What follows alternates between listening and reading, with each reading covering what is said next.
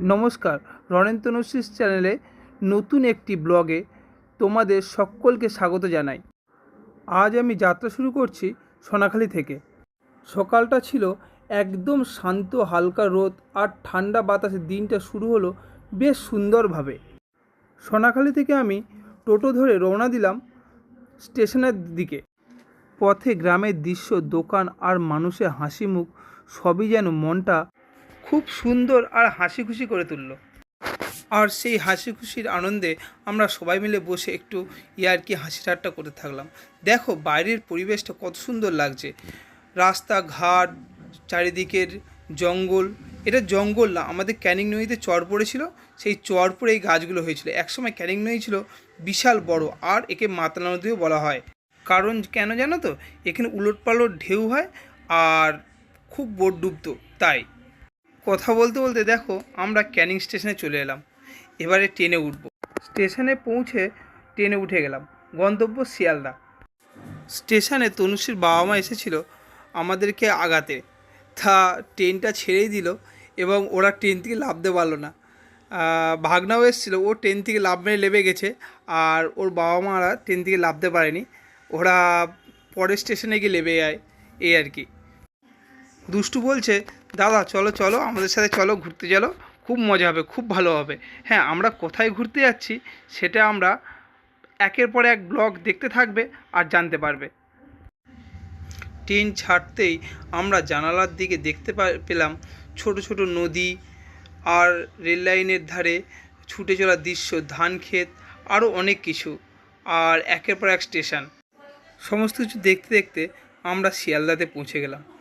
আর আমাদের শিয়ালদাতে পৌঁছেই আমাদের উদ্দেশ্য ছিল মেট্রোতে ওঠার, কিন্তু আজকের বিশ্বকর্মা পুজো ছিল, তাই মেট্রোটা বন্ধই ছিল। সেই জন্য ট্যাক্সি ধরে আমরা সোজা চলে এলাম হাওড়াতে। আর হাওড়ায় এসে ট্রেনে উঠে পড়লাম, আর বসে বসে অপেক্ষা করছিলাম কখনটা ট্রেনটা ছাড়বে। আর তনুশ্রী ওর বাড়ির লোককে সবাইকে ফোন করছিল, করে বলছিল আমরা ট্রেনে উঠে পড়েছি। দিদিদের সিটটা একটু আলাদা জায়গায় পড়েছে, আর আমার আর তনুশ্রীর সিটটা এক জায়গায় পড়েছে। দুষ্টুটা আমার কাছেই বসে আছে। কথা বলতে বলতে ট্রেনটা ছেড়েই দিল, আর খুব জোরে ছুটে চলছে ট্রেনটা। দেখো বাইরের দৃশ্যটা কত সুন্দর লাগছে, চারিদিক কত সুন্দর, ধান ক্ষেত, গাছপালা, নীল আকাশ, মেঘ, সব কিছু মিলিয়ে যেন মনটা আরও একবার ভরে উঠল আমার। যেন মনে হচ্ছে এখানে আমি নিজেকে নিজে হারিয়ে ফেলছি। এত ভালো লাগছে যে বলে বোঝাতে পারবো না আমি।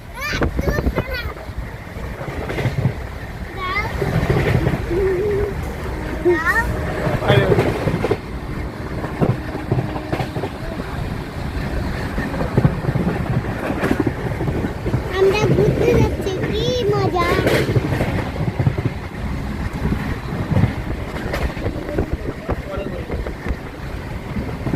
কোথায় যাচ্ছি বলো তো, পরে বলবো।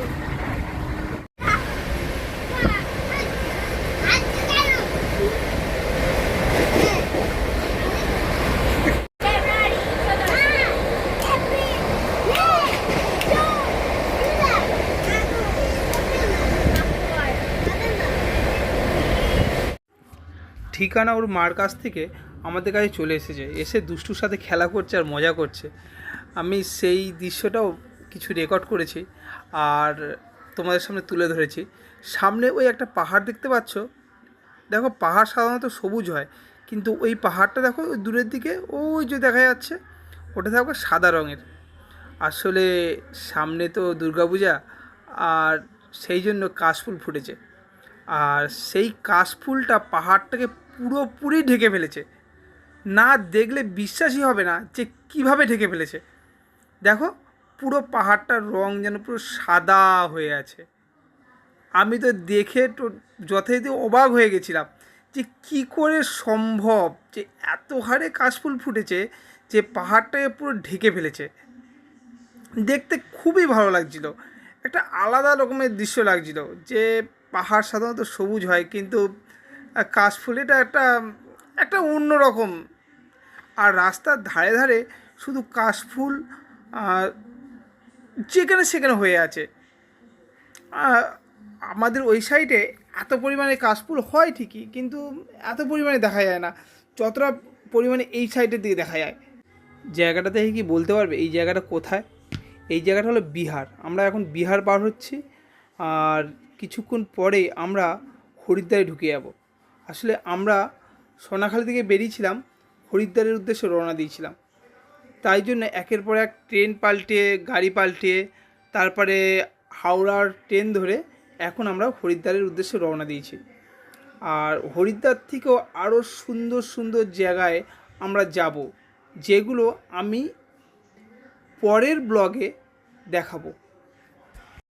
এই সাইডের দিকে এত হারে বৃষ্টিতে বন্যা হয়েছে যে মাঠে ঘাটে চারিদিকে জল জমে আছে। দেখো, রাস্তাঘাট সব ডুবে আছে, মাঠঘাট সমস্ত কিছুই ডুবে আছে। চাষবাসের কোনো খুব একটা উন্নত দেখতেও পাচ্ছি না, এত হারে বৃষ্টি পড়েছে। দেখো কী পরিমাণ এখানকার মানুষজনের ক্ষতিবিধিটাই না হয়েছে।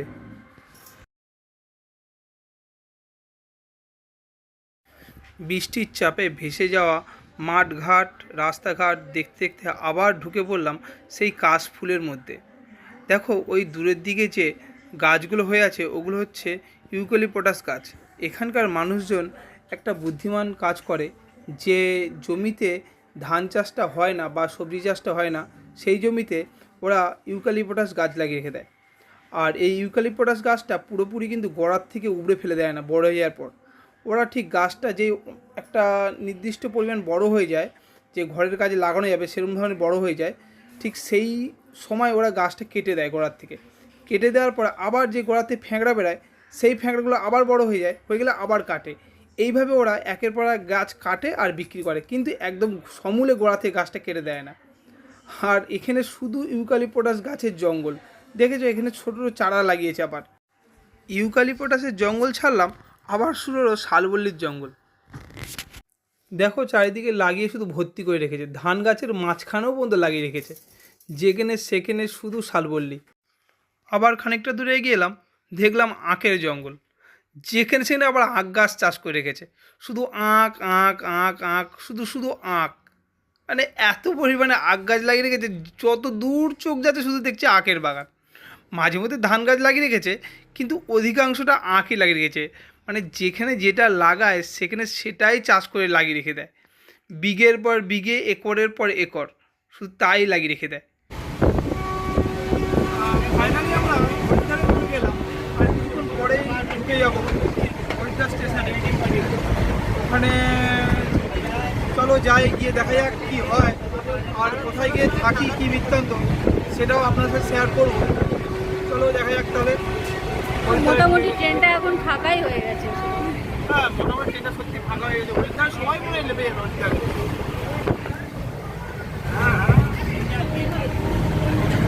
আমার স্ট্যান্ডটা নিয়ে তো ভালো, আমার স্ট্যান্ডটা না স্ট্যান্ড বাগড়ি করে আমি তো স্ট্যান্ড। আর হরিদ্বার থেকে আমরা কোথায় যাই সেটাও পরের ভিডিওতে দিয়ে দেবো।